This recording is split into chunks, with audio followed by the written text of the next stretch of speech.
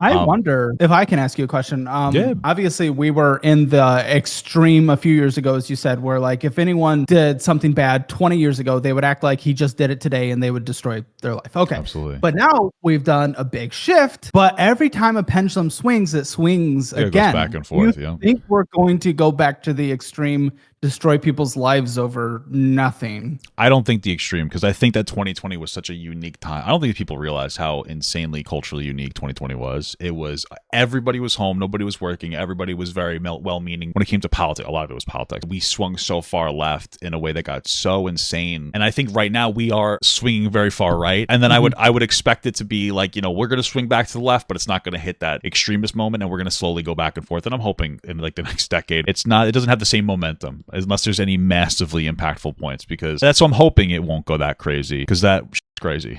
It's a brutal time. Wild. Honestly, and I'll admit I learned a lot of it from your channel when I faced like my first controversy. I was definitely in that more, especially when I was in college and music college, arts college, very sensitive, being more willing to cancel people for saying the word homeless. It's like that's the environment that I went to school with, right? Mhm. And obviously I've shifted to trying to be much more nuanced, and then after experiencing my first one and then watching your stuff, and I've seen the videos that you've commented on, from like Dreams controversy to the Mega 64 or whatever, all these different Yes. things.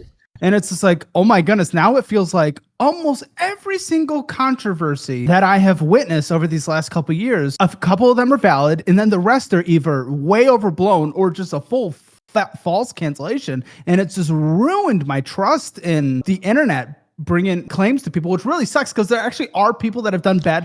Oh, yeah. But it makes it really hard to just believe someone out of the gate now. I'd rather be overly skeptical on everything, honestly, and give people the benefit of the doubt, because there's also so many people who have a bad experience, and then a couple of years go by and you forget the experience, you forget the details of the experience, but you remember the emotion, and then you go back to tell your story and you use that emotion to rewrite your story, and all of a sudden that person was like this horrible mess to you, when it was probably more like you both were to each other, and it becomes it just becomes insane. And so like I understand that emotionally, so that's how I try to look at it, but I have to stay skeptical, because you have these people that are gonna have their whole lives ruined or some stupid shit. I know it's brutal.